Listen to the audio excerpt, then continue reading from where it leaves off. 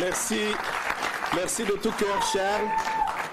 Et vous vous rendez compte que vous êtes citoyen d'honneur congolais. Demain, vous serez citoyen d'honneur congolais. Nous allons passer la parole sans plus tarder à l'un de nos compatriotes qui est professeur ici en Belgique, notre frère et ami Emmanuel Nachi. Emmanuel Nachi est professeur de communication à la faculté universitaire de Namur. Il a écrit un livre intitulé « Pourquoi ont-ils tué Laurent Désiré Kabila ?» Emmanuel Nachi est membre actif d'une association sans but lucratif du Kivu, Sima Kivu, dont certains membres sont ici dans la salle. Emmanuel, vous avez la parole. Dites-nous, face à ce désastre humanitaire, qu'est-ce que nous, Congolais, nous, amis du Congo, avons-nous comme devoir pour pouvoir travailler à la réappropriation de notre dignité traînée dans la boue, bafouée? Qu'est-ce que nous, Congolais, innocents dans cette tragédie qui sévit au cœur de l'Afrique, avons comme devoir humain pour pouvoir renverser la vapeur? Vous avez la parole, Emmanuel. Merci, Jean-Pierre. Merci à vous tous de l'attention que vous allez m'accorder. Vous avez compris que ma tâche, c'est pas facile du tout. Dire ce qu'il faut faire pour quelqu'un qui n'est pas philosophe. Moi, je suis pas doctrinaire. Je sais que je vais me mettre beaucoup de personnes à dos ce soir. Et je sais que je vais me faire quelques amis aussi. J'ai longtemps hésité avant d'accepter le thème qui m'était proposé parce que je sais que c'est un thème vraiment compliqué. Et puis à la fin, j'ai dit que je devais prendre mes responsabilités et faire ce que mon cœur me commandait, mon esprit me commandait, ma raison me commandait, et qu'en fonction de cela, si j'ai réussi à faire passer un message, ce serait déjà ça de gagner. Et pour les autres, on se retrouvera à l'occasion d'autres discussions. Il m'a été demandé de parler du sujet précis. Face à l'extermination des Congolais, un devoir de mobilisation nationale. J'ai compris ce que les organisateurs attendaient de moi. Je pense les avoir suffisamment compris pour me permettre de réintituler ma communication face au complot contre le Congo, le devoir de mobilisation nationale et internationale. C'est de cela que je vais vous parler. Vous avez vu que j'ai été présenté avec une double casquette, casquette d'universitaire et casquette de militant, à juste titre. Comme scientifique, je suis un expert en analyse du discours diplomatique dans ses rapports avec les médias. Donc vous allez voir que je m'intéresse beaucoup au discours. Comme militant, je suis membre de la SBL Sima Kivu, effectivement, depuis 18 ans maintenant, le temps que vous fassiez un enfant et qu'il devienne adulte. Donc j'ai quand même du chemin, j'ai parcouru du chemin depuis lors. Et grâce à ces deux engagements, scientifiques et militants, j'ai eu la chance de saisir les véritables enjeux des guerres, au pluriel, des guerres successives imposées au Congo dès le lendemain de l'indépendance. J'espère que vous me regardez bien, c'est à dessein que je fais à l'indépendance. C'est désormais ma conviction profonde. Ces guerres constituent le moyen de poursuivre le grand marché de partage du Congo monté en 1885 entre les puissances occidentales présentes à Berlin. L'indépendance de façade qui a été lâchée en 60 a obligé ces puissances à ficeler une stratégie consistant à placer à la tête du Congo encore une fois, des guillemets, des concessionnaires. J'entends par concessionnaire à la fois quelqu'un qui fait de la concession comme avec les véhicules, mais également comme quelqu'un qui fait des concessions dans le sens qu'il concède tout. De placer donc à la tête du Congo des concessionnaires locaux pour gérer un bien que ces puissances continuent à considérer comme leur appartenant. Voilà pourquoi les problèmes du Congo ont toujours été internationalisés par la Belgique et les autres puissances. Et pour cause, nous avons un grand pays, un pays très riche, deuxième en superficie en Afrique, quatrième en population et probablement l'un des 3 premiers en termes de dotation en ressources naturelles du sol et du sous-sol. Le fil conducteur de mon propos de ce soir va emprunter une métaphore. Lorsque je faisais mes études en philosophie avant de faire des études de journalisme comme lui, quand je faisais mes études de philo chez les curés, un de mes profs nous parlait souvent de ce qu'il appelait l'imbécile chinois. Alors il nous disait que l'imbécile chinois, c'est celui à qui, quand vous dites « regardez ce qui arrive là », plutôt que de regarder ce que vous lui indiquez, regardez votre doigt. L'imbécile chinois va constituer le fil conducteur de mon propos de ce soir.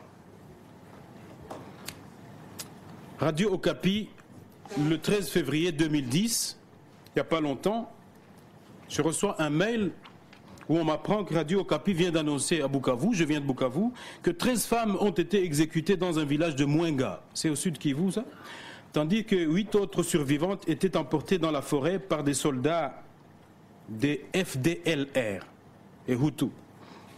Il est précisé que ce crime a été commis en riposte à une attaque des militaires des FARDC, militaires congolais, détachés pour l'opération Kimia 2, mis en place après Amani Léo. On sait tous que désormais, dans cette partie du territoire congolais, on s'attaque même à des religieuses dans des couvents. Ces femmes qui passent leur vie à prier du matin au soir, on s'attaque, on va assassiner, y compris dans les couvents maintenant. C'est bien la preuve là que l'échec, c'est bien la preuve de l'échec de ce qu'un auteur belge de renom a appelé, c'est l'échec des faiseurs de paix au Congo. La première chaîne de télévision belge, la RTBF, a diffusé le 17 février dernier un documentaire. Je pense que beaucoup qui se trouvent dans cette salle l'ont vu. Ce documentaire était consacré au trafic de l'uranium congolais, trafic dans lequel apparaît clairement l'implication des autorités congolaises. Beaucoup d'entre vous l'ont vu. Moi, un détail m'a le plus frappé dans ce documentaire, dans cette enquête, c'est que j'ai pu remarquer que les Congolais qui travaillent au réacteur nucléaire de Kinshasa disaient attendre l'aide des États-Unis pour relancer les activités de celui-ci. Pourquoi est-ce que j'ai choisi ces 2 exemples dans l'actualité? Parce que, à mes yeux, ils sont représentatifs du triple prix payé par le Congo depuis son indépendance. Un prix humain, plus de 6 millions de morts massacrés, un prix économique, pillage des ressources naturelles et dégâts environnementaux, et le pire à mes yeux, un prix mental, c'est-à-dire se croire incapable de résoudre ces problèmes et penser que d'autres pourraient le faire à sa place. C'est pour moi le prix le plus cher. Ces différents dégâts, moi je les analyse comme suit. Le pillage des ressources, le massacre de la population, les aides diverses au développement reçues de l'étranger constituent pour moi le doigt. Ils sont un indicateur d'un mal plus grave encore, et un mal que j'ai nommé, dans le livre que Jean-Pierre a cité, mon livre, le mal que j'ai nommé un complot international contre le Congo. Je sais qu'en disant ça, je me mets déjà à dos peut-être certains parmi vous qui ont toujours reproché aux Congolais « oui, c'est toujours la faute aux autres ». Les Congolais, ils disent toujours que c'est la faute aux autres. Je sais que je me mets à dos certains qui pensent comme ça. J'ai jamais, par contre, compris pourquoi est-ce qu'il serait interdit, lorsque quelqu'un va assassiner, alors qu'il est commandité par quelqu'un, pourquoi est-ce que quand je dis que l'assassin est à appréhender, on devrait laisser en liberté le commanditaire? L'un n'exclut pas l'autre. Le complot international contre le Congo. Je vous cite ici, vous parlant du complot international contre le Congo, le professeur Justin Mbaya Kankwenda, que j'ai eu comme professeur à l'université à Kinshasa, connaisseur de la région des Grands Lacs et auteur d'un ouvrage intitulé « La dynamique des conflits et crises dans la région des Grands Lacs ». Il a donné une interview au Potentiel, au journal Potentiel, dans laquelle il disait ceci. Je vais revenir sur ses propos plusieurs fois parce qu'ils me paraissent importants. Alors, je cite le professeur Mbaya. « L'idée de la balkanisation du Congo n'est pas encore morte. Télé 7 fait passer un message de notre premier ministre visionnaire, il parle de Patrice Lumumba, qui disait que la Belgique avait un plan déjà établi pour la balkanisation du Congo. Lumumba l'avait dit. Kankwenda poursuit, la troisième dimension dans cette stratégie est de jouer continuellement à la déstabilisation de l'Est pour fatiguer les populations du Kivu, mais aussi de l'ensemble du pays. Et ce qui me paraît important ici, que je voudrais souligner, dit professeur Kankwenda, j'ai lu la dernière motion incidentielle des députés du Kivu, où, même au niveau national, certains gens commencent à dire que la situation récurrente du Kivu les fatigue. Que veut dire un tel message, dit-il? Donc voilà comment, même chez nous, on commence à distiller cette idée. La déstabilisation de l'Est par l'Nkunda, Mutebussi et compagnie fait partie de la même stratégie. Fatiguer les gens, déplacer les populations, commencer à les repeupler avec des populations venues d'ailleurs et créer finalement une unité culturelle et économique propice à tomber finalement dans les bras du Rwanda.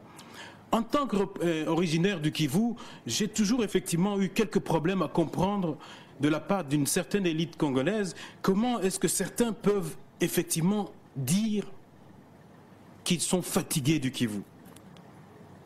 Souvent, j'ai entendu certains, lorsqu'on leur parlait des massacres commis par des troupes rwandaises au Kivu, j'ai entendu certains me dire « mais ces gens-là, ils l'ont bien mérité, ils le méritent bien, ils l'ont bien cherché pour avoir élu Joseph Kabila ». Lorsque j'entends ça, je me dis, de la part de Congolais qui connaissent la réalité congolaise, eh bien, ils regardent le doigt. Pourquoi? Parce que selon moi, tenir ce type de discours, c'est paradoxalement affirmer que les élections présidentielles de 2008 étaient libres, transparentes et démocratiques, et par ricochet, légitimer le pouvoir même de Kabila. Si vous dites que Kabila a été élu par les gens du Kivu, vous dites que ces élections ont été transparentes. Je peux vous raconter ici une histoire que j'ai vécue avec l'un de mes amis qui se trouve dans la salle ici. Un jour, j'étais chez lui en train de dîner le soir et nous dînions avec un proche collaborateur de l'abbé Malou Malou qui a organisé les élections. Très proche collaborateur. Deux.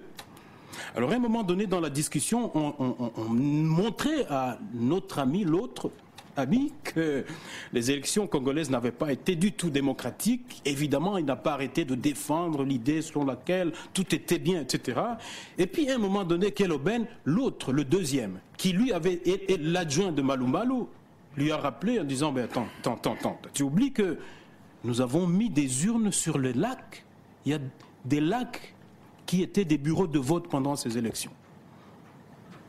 Adjoint de Malou Malou. Et vous nous dites que c'est les gens du Kivu qui ont fait que Kabila soit président? Je ne dis pas que des gens n'ont pas voté pour lui. Mais je dis que quand vous tenez ce discours, vous légitimez Kabila d'une certaine manière. Je dis d'autant plus cela que c'est ignorer une donnée essentielle. Si Joseph Kabila est le président du Congo aujourd'hui, c'est moins par la volonté des Congolais que par celle des faiseurs de paix. Ceux qui ont financé ces élections et qui avaient signé des contrats avec lui, des contrats miniers, pendant qu'il dirigeait la transition. C'est eux qui ont fait de Kabila le président du Congo. Je n'ai peut-être pas raison, mais c'est ma conviction. Ce plan n'a pas été abandonné. Ce plan consistant à dépecer le Congo dont parlait le professeur Kankwenda. Et cela requiert une vigilance accrue au niveau de l'opinion congolaise. Moi, je vais citer encore le professeur Kankwenda parce qu'il est tellement bien. Ce projet est repris par certains milieux américains. Il parle du projet de balkanisation du Congo. Ce projet, repris par certains milieux américains, n'est pas encore mort. Madame McKinney nous en dira un mot tout à l'heure, vous verrez. Mais on n'a pas pensé qu'il aurait une forte résistance congolaise. On a cru que c'est peut-être le Kivu qui serait le maillon faible de la nation congolaise pour balkaniser le Congo. Mais les populations du Kivu ont été les